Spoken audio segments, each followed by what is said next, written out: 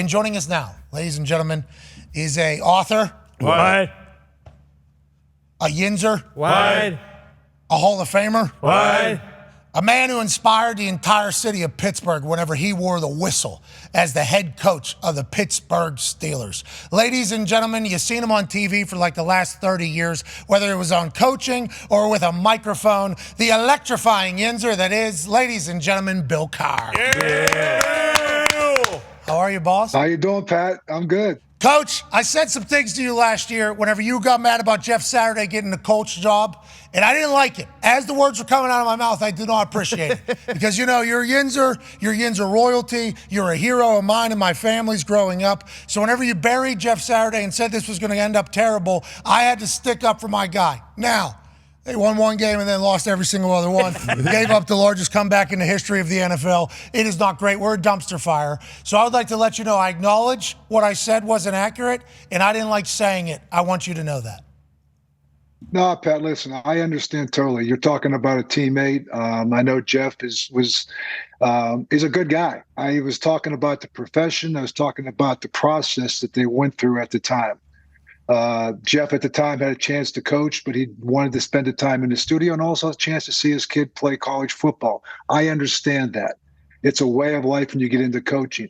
And at times when guys like Frank Reich was let go and was fired, I think there was other people on that staff, Gus Bradley, Scotty Montgomery, who deserved the opportunity to see what they could do as part of their resume, because they were there from day one of training camp. They were there going through all the hours and early hours that was there. I believe that's what the process is about. Coaching is not easy. It's a lifestyle choice that you make. And sometimes people wait a lifetime for that opportunity. And sometimes it comes, unfortunately, at the hands of someone else getting fired. So I'm talking about the process, and I thought very strongly about the profession. It's not easy. And that was what I was talking about. You were sticking up for a teammate, a colleague. I get it. I was not offended by it. Okay. But I also felt a responsibility to stick up for my profession and coaches. And I got a lot of people that supported me, and I got feedback from that. So it was about that. And that's the platform I'm on at CBS, is to say what I think is right and make sure that I bring some fairness to what other people may deem as something that took place. Well, I appreciate that. And obviously, you're one of the greatest coaches of all time. It's why you're a Hall of Famer and why you're beloved by not only your hometown, Pittsburgh, but seemingly in every NFL market. And on CBS, I enjoy you in that suit at the tip of the table. Oh, so nice. Working the room a little bit. It's nice to see, Coach. But let's dive in to what you just said there about coaching and the times and the hours. Like, I know that I am not supposed to be a coach. AJ Hawk, who is normally on here, we've had open discussions like, nah, not supposed to be a coach at all. The amount of hours and commitment and everything that kind of puts into place in traveling and moving and the families and the pressure and the expectation, it's a terrible gig. It is the weight of the world on your shoulders. Do you think in this modern era, coaches are still able to coach? And what do you think coaching looks like 10, 15 years from now with the way we're headed in football? I don't think it's changed at all, Pat. When you look at it, coaching is interesting. I saw the clip that you had with Aaron talking about the greatness of the game and what makes the football the greatest game. He talked about competition, and he talked about the fear of failure. And I think I would say that's very true as well with coaching. The thing I love about coaching is strategizing, bringing people together, trying to mold a team, navigate your way through a 16, 17-week season. And at the very end, try to find yourself and put you in a position where it's do or die, it's win or go home. And so that thrill is something that brings coaches together. And you're a teacher. Coaches are teachers. We're trying to bring a bunch of people together. I coached special teams that first started in the National Football League. I played special teams. I mean, you were a punter. I mean, you were Plum, West Virginia, Pac-Man sitting there in the studio. Hell yeah. I remember talking to Pac-Man how many times. He's a corner. That Pac-Man played for us. He was going to be covering kicks as well. And he knew that. So I said, but that's what makes the game great, because that's the beauty of it is that you got 53 guys. You got 46 guys, 47 on game day. Everybody has a role. And, and my feeling was I trying to coach, Pat, is I want everyone to embrace that role, to be as good as they can be. And I wanted to walk on that field with a swagger, a bounce, a cockiness, maybe short of being a little bit arrogant. I says, you know what? And the only thing I ask you to do is don't cross the line. What's crossing the line? Disrespecting the game, disrespecting the opponent or disrespecting a teammate. And if you cross that line, my job is to pull you back. But man, I wanted you to walk that line as close as you could. Hell yeah. I'd rather pull you back than you being too far away from it, afraid to cross it. So we did have a little chippiness about us when we played. We had a little cockiness about us when we played, a little bounce in our step. That's how I wanted us to play every week. And so I always try to make the game personal. Yeah. God, Coach, still got it. Yeah. Getting Coach, chill. still got it. And obviously, you're Yinzer. We've been down to Crafton. And obviously, your hero there. You coaching the Pittsburgh Steelers with that mentality. I think like Pittsburgh people bought into the team. Yeah. This is our team. It's representing our city. It was a perfect fit. Right. Obviously, you're from there, so you are one of the Pittsburgh people. But when a city and a team's attitude and mentality match each other, I think that's when it's really a beautiful thing. And the Pittsburgh Steelers have been able to get this right now from Noel to you to Tomlin. It's not easy as that in everywhere else. Why do you think the Steelers have been able to be as consistent with a mentality, a message, and in the head coaching department when seemingly everywhere else is struggling to do that except for like 2-3 places?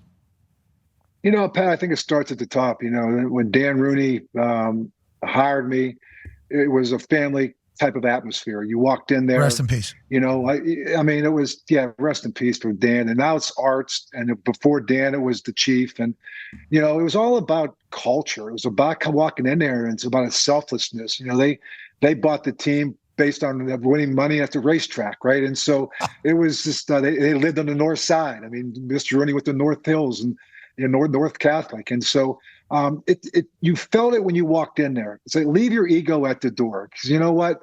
I don't want to hear it. When you walk in here, it's about what you're willing to put up. What can you offer to put together the configuration and the collaboration that we're going to have, from the personnel people to the person, the receptionist. We're all in this together. We're all a Pittsburgh Steelers. There's a responsibility we have to represent this city, to represent this team with what it really means to be a professional and to be a hard-working, blue-collar, no nonsense, no frills, competitive, knock me down, but I'll get back up because I'll be the most resilient thing you have ever faced.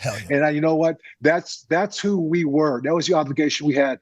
And Mike has taken it and I just gave it to him, and he's taken it and run with it. You left those Iron Cities in the fridge. He has not drank them. Those things, they're going to have a little bit of sauce on them whenever those get cracked open. Well, I got my face on the name of Iron City now. That's one of the great achievements I made. I made a cover of an Iron City beer.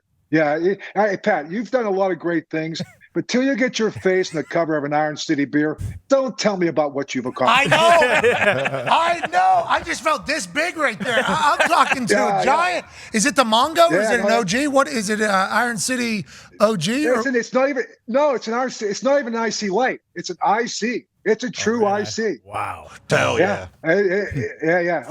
Holy shit. Oh, there it is. Look at you. Yeah, come on now. Yeah, come on. Congrats, Coach. Wow. Let's go. Yeah. Hall of Fame is good. This is great. Oh, yeah. Oh, that is amazing. Good for you. I'm trying to work my ass up onto a Turner's Tee. You know what I mean? I'm trying to get onto a Turner's Tee. I see Iron City. What a collab there. That is brilliant. Unreal. Another Yinzer. Tone Diggs has a question for you, Coach. Yeah, Coach, first and foremost, thank you. I mean, my dad wore the goatee on Sundays just like you. He had the pullover Steelers windbreaker just like you. So, yeah, we go way back. But I wanted to ask you, because you were kind of thrusted into it. You had Tommy Maddox, and you guys drafted Ben. And Tommy started the season, so I don't think the plan was to play Ben as early as what happened. What do you think of rookie quarterbacks coming in now, and they're basically all starting right away? Well, I mean, Kenny Pickett, I think when you look at what happened with him a year ago, he came in about midway through, and, they started with, the guy backing him up. I can't even think of his name right now, but Mitch Trubisky. Yeah. Mitch started the season, then Kenny came in. I think you got to be really careful. And I think, I go back and I know Anthony Richardson's starting right now in the Indianapolis Colts, and man, their best player, Jonathan Taylor, is not going to be there for him. And I think that's the best thing you can do with a young quarterback is don't ask him to do too much too early. I think if you can play defense, you can run the football, let him get a feel for the game. The feel for playing quarterback in the National Football League from college to pro, number one, the complexities that you're going to go through week in and week out. the speed of the game that you're going to go through week in and week out. So it's very hard to get a feel for that. And just, the quality of teams that you go through, week in, week out. You come from college, you play maybe 3 or 4 big games a year. Every week is a big game here, and you're going to get the best. It's the best. Coach, Urban Meyer said every week's Alabama. Yeah, right. So I just think bringing these guys along in a manner with you don't want to destroy their confidence. And I liked even what Matt Canada did. If you think about Joe Burrow his first year, they put him in the shotgun. That's what he was in college. And he was throwing a ball 35, 40 times a year. Got hurt. He couldn't even finish the season. The next year, what they do is Zach Taylor, start putting him under the center, run the football a little bit more. And all of a sudden, now the running game complemented that. And then all of a sudden, he's evolved to where he's at. I think Matt Canada did that near the end of last year with Kenny Pickett. Started running the ball a little bit, put him under center, a little bit of the play action. You saw in the preseason, he's starting to feel more comfortable right now. He's been able to process things better. And I think that that's the thing that you want to do is bring him along slowly and don't destroy their confidence. And sometimes if you throw him in there and try to do something, ask him to do too much too early, it could stunt their growth. Yeah, because once somebody loses their confidence, it's over. Like we saw it with Mariota seemingly this year in the training in preseason, like in that first game, it's like that guy seemingly has lost his moxie right there. And that is not something that you can regain. You would hope a young guy would be able to get through it, but if you see ghosts, it's that becomes a tough thing to get past week in and week out. And that's coaching too, Pat. That's the part of that. So I love about that is how much do you give a guy? When Ben came on, as he started week 3 for us, if you watch week 3 through week 8, he was probably throwing the ball 24, 25 times a game. We were running the football, playing good defense. We were winning. But as he got more comfortable in the offenses, he started to process things a little better because there was repetitive plays that were coming in. He felt more comfortable. We felt more comfortable giving him more and more. And you can just see the evolution of him from year one to year 3, and even year 2 when he won the Super Bowl. So I think bringing people along, let them earn the right to do more, but put them in a position where they're comfortable and make sure that they can process things. Don't throw too much at them too fast. Yeah, and if you're Shane Steichen, you just got a head coaching gig for the first time in the NFL. You're doing great. Right. What do you got to deal with? Well, there was guys gambling on the own team against their own team last year. Okay. There's people late to meetings, late to treatment. So you're gonna have to fix that whole thing. And then also, by the way, best player not happy to be here. No, that's tough, Coach. Right? Shane's got to balance a lot of shit here, almost. You know what I mean? Yeah, and I think he's just got to take it one step at a time and prioritize what's important. And I would go back to the same thing. It better start with what you have on the inside with the culture. And it's talking about holding people accountable and setting up, making sure people are held accountable, whether it means showing up to a treatment on time, to meetings on time. If I had a 2:05, I was supposed to be on your show at 2:05, but clearly I came on at 2:15. So I says, as a player, if you had just said to me, Pat, 2:15's fine. So if I have a 10 o'clock meeting, I expect you there at 10. Hey, what? 10. What time's this 2:05 meeting? What time's this 2:05 call? We apologize. That's 100% on us. But that carries down to all the other things that you do, and it's about this holding people accountable.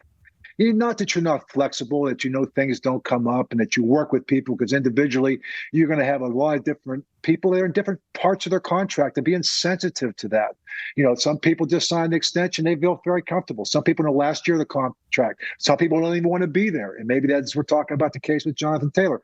Man, just be sensitive where everybody's at. And I think that's the most important thing with professional athletes is let's understand these are guys. These are the best of what they are coming out. And trying to bring them together so that they can understand there's a degree of sacrifice they may have to make, but also it's done with a degree of respect and empathy that we can go through with knowing that every situation is uniquely different. And that's the challenge as a head coach. There's no manuscript, because every building you walk into, there's going to be certain challenges. And so trying to understand the dynamic of the building, the dynamic of your team, while at the same time making sure you have a vision for what you want your football team to be. That's what you're trying to navigate. That's what you're trying to build.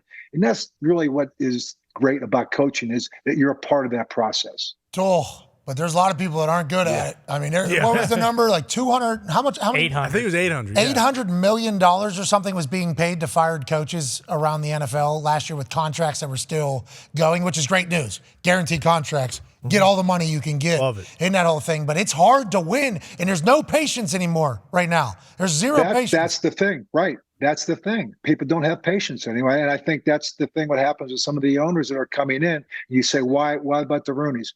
They understand that, like, it is part of the process is going through that learning curve. And some, you sit there and you look at coaches, and I was talking to Mike the other day where I saw him at the Hall of Fame. We sat down one Friday night. We still had a chance to talk, probably for the first time since he's taken over, and we just start talking about where it is from a coaching profession.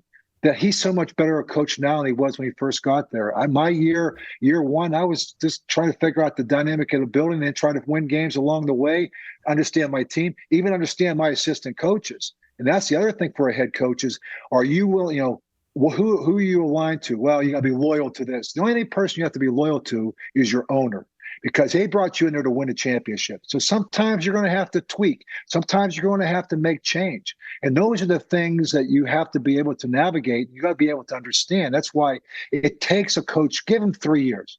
I've always said, give a coach 3 years. And in the 3 years' time, if you're not trending upward, if you don't see a sign of you getting any better, or that the plan isn't taking place in terms of trying to create a direction, a culture, then I get it. But man, those first 3 years, it's a lot of a learning curve, and every building is different. And it takes a lot of support people from the standpoint of personnel, from coaches to players, and trying to get that right dynamic. Think about Zach Taylor, coach. I mean, that first year, they were terrible. Yeah, they earned Joey Burrow. Right. They earned Joey Burrow by being so bad. And it was like, this guy's bad, but he won't get fired because the Brown family is not going to pay a contract to a coach that ain't going to be coaching. Like, that's what people were saying about him. Like, this guy would not have a job if he was on any other team. And then now it's like, expectations are to win the AFC North. Expectations are to win a Super Bowl. It's like he got his team in there, his vision in there, and we're all very lucky for it because that Bengals team is incredible to watch. Yeah. Coach. They are. Coach, hey, I know you're doing TV and all that shit. You're a coach though still, huh? You ever? Yeah. Is there teams that have reached out? Oh, down through the years, yeah. Yeah, I mean, I wouldn't say every year, but pretty much very often. And then what happens? Yeah. You just don't want to commit to the whole everything? No, you know what? No, I've been there. I guess I got a little taste of normality when I stepped down. This is what humans are like. Fun. Yeah. Wow. You mean there is an off season? Oh, I can travel, and so So I've been able to enjoy the off season, and at the same time, when I lost my wife 3 years after I stepped down, and I stepped down because of her, and met my current wife. I started thinking about going back. I just said, I'm good. And plus, I really enjoyed being at CBS. And it gave me a little bit of my fill during the season of being able to watch football with a bunch of football guys, with Boomer and Phil and Nate and JB. And so we sit there every Sunday and watch every game. I talked to a lot of coaches around the league, GMs around the league. And just giving my feedback, what I see, because sometimes what you see isn't always what's really taking place. I still just very, very involved throughout the league, but I'm more in the periphery because I just, I love the game, Pat. I love the game. I love to see guys get opportunities. I'm trying to just see how we can get more of the guys like Scotty Montgomery's and Eric Bieniemy's, and get some of these guys get a chance to become a head coach. So I guess that's why we got really passionate last year with Jeff. And so I think it was a process. I just didn't think you should be skipping the line and jumping in front when other people are sitting there. Like you said, man, it's a lifestyle. You don't see your family. You're working 70-hour-a-week jobs. There's no guarantee that you're going to be there outside of your contract, which may be 1 or 2 years. If you can get aligned with a good head coach, a lot of times that'll give you the stability that you may want, but that doesn't always take place. So I understand the profession and great respect for the profession, great respect for the game.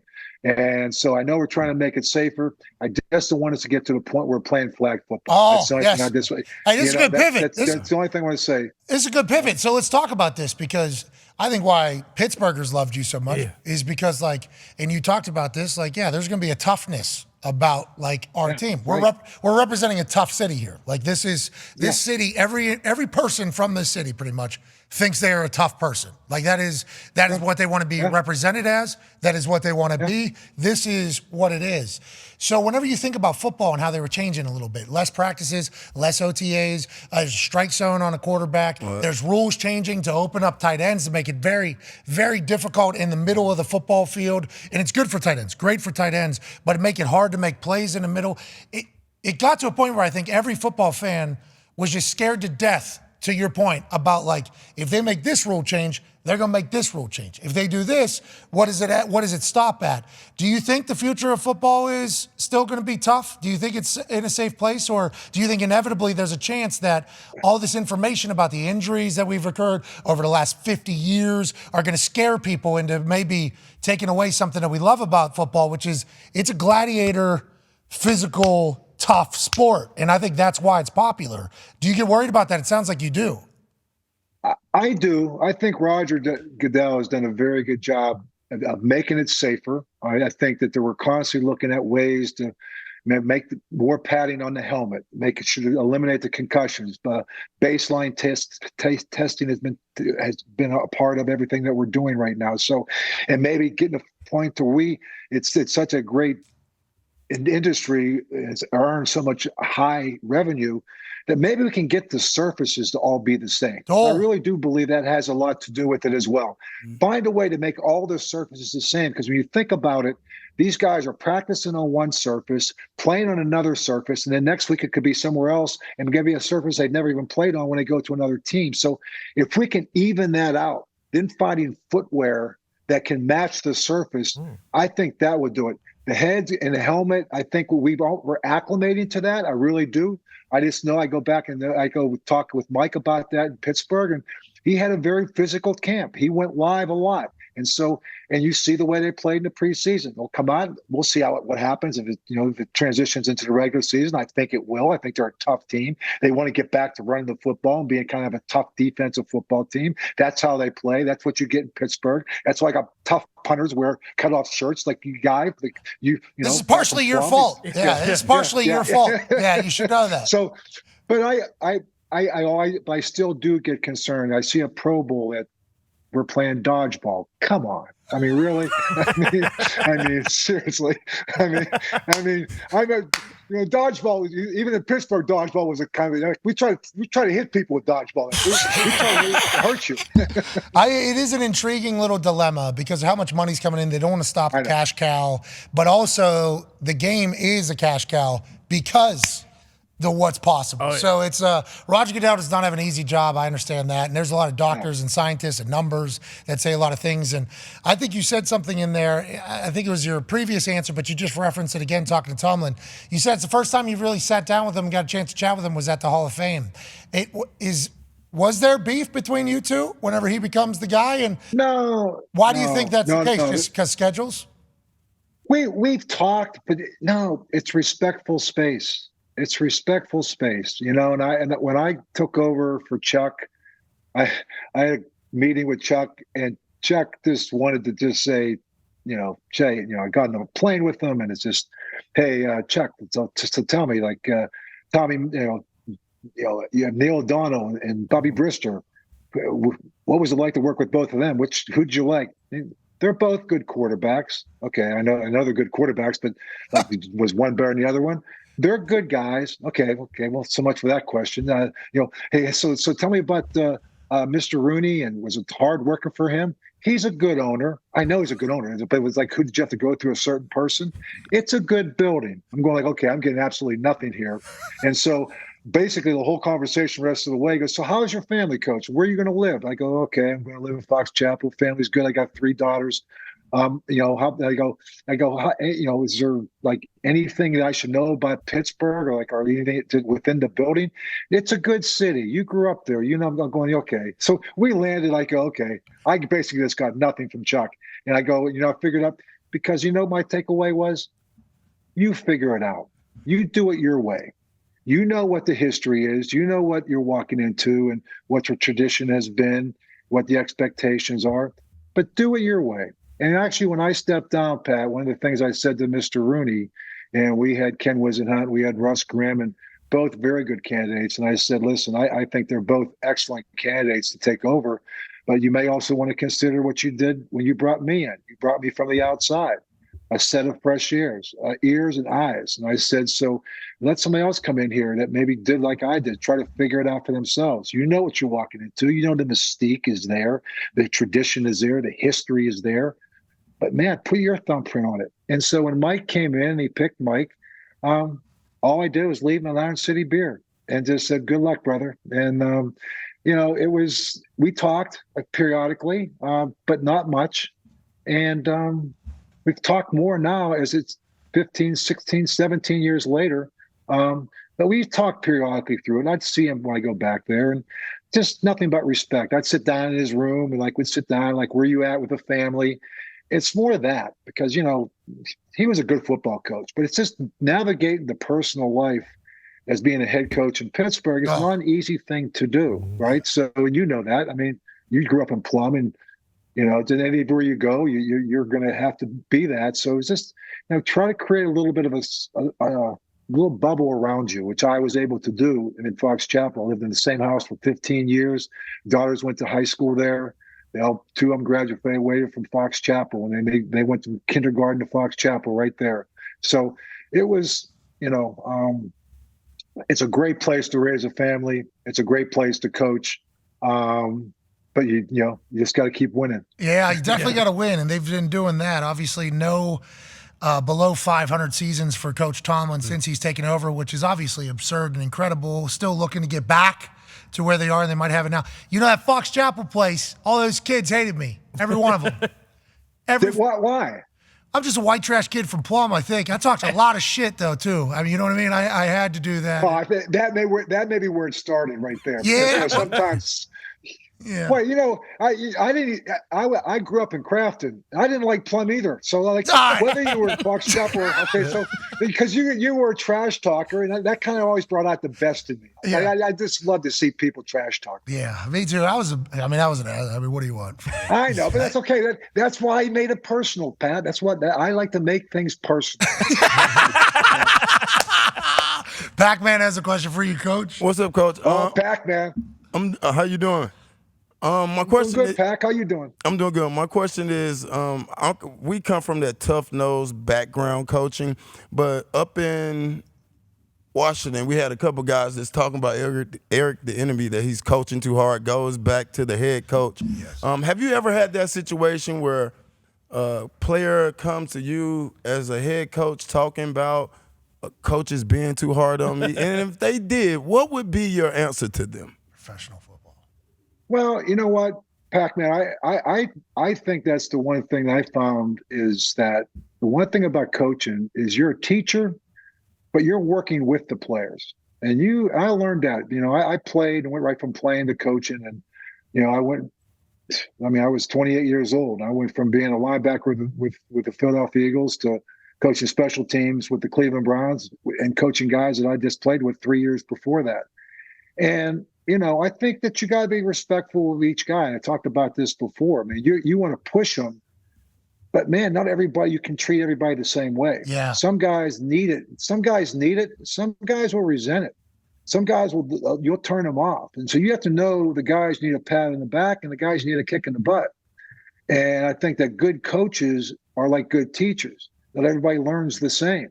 Some people can learn verbally. Some people can need it to see visually. So coaching is the same way. You don't treat everybody the same, okay? But you teach everybody the same. You treat them, try to keep the parameters in there. So I just think I've talked to Eric even about that, about the fact of just, there's a fine line between pushing a team, but where the push comes, there's got to be a little give too. I pushed our team, but I gave them back too. I just all of a sudden, we're done. You guys, the afternoon's off. Let's go see a movie. so a little bit of give and take works, particularly at the professional level, because they're not everybody's the same. You got 34-year-old people in the room with 3 kids and a 21-year-old in there who's got money in his pocket for the first time. So the dynamics are going to be different in that room. I just asked everyone to make the same sacrifice, the same commitment, and then have a group of people within there that you can understand, leaders that you have, that you can trust and get a feel for the pulse for the locker room, a pulse for each position that you're talking about, so that you can maybe nip some things before they become problems. So, what you hear on the outside, again, some people, that's probably with today's social media. Yeah, it's our fault. People gripe, they control. No, hey, listen, we're part of it too. Yeah, we're part of the problem, Coach. We're part of the problem. Every time we'll say something, it's like, well, that's our fault, actually. Yeah, that's, I guess you've been in it longer than us, though. Yeah, definitely your fault. Yeah. No, I guess that's why sometimes you sit there on TV. That's why I said, like, what you hear, the noise on the outside sometimes a lot greater than the noise on the inside. And you guys all know from playing there, Pac-Man, Pat. I mean, you know that. AJ knows that sometimes on the inside they're saying what, so like it's, on the inside you can navigate it because there's a brotherhood that's in there. There's a camaraderie that's in there.